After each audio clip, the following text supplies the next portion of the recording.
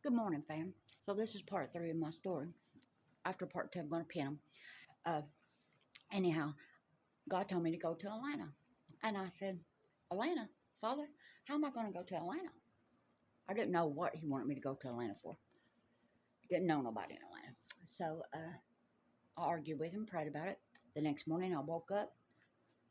I obeyed what he told me to do, Abba Mother.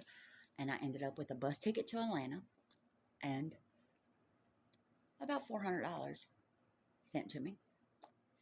And I was going to Atlanta. I stepped off the bus in Atlanta. A lot of stuff happened.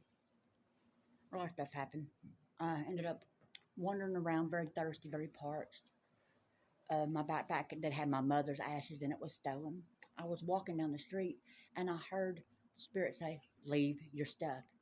And I looked up in the middle of the street and said, "Lord, this is everything I got. This is everything I got. What do you mean leave my stuff?" And I kept dragging it a couple more steps and I discerned it real powerful. Leave your stuff.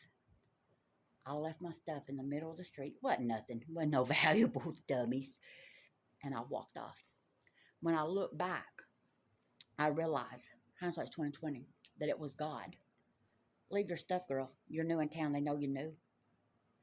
Unfortunately, you are a white girl. And I'm not being, but this is the truth. This is the truth. Don't get it twisted. If you're from the street, you know. Snow Bunny, the bad way, dumb white girl that don't know nothing. Y'all don't know me. This is the truth. I've been there, so I can say it. In many streets, Indianapolis, I've been in many streets, so I know how it goes. Never could I be dumb.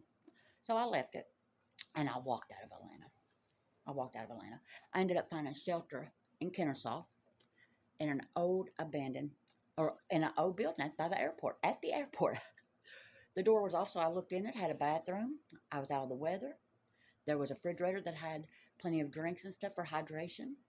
And I stayed away from the helicopter, and I stayed away from the safe. I'm not done. I'm grateful.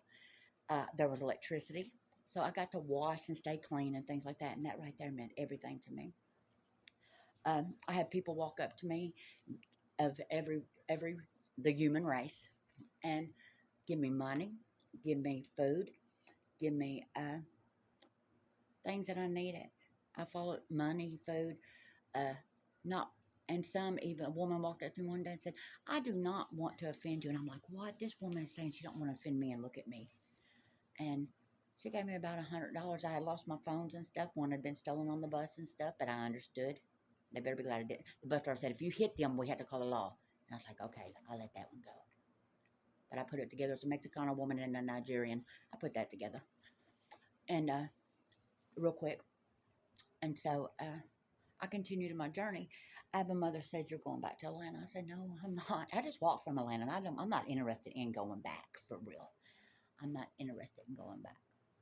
Well, a few more days, hungry and stuff like that, I ended up going to Atlanta, right where God told me to go. But we'll save that for the next video.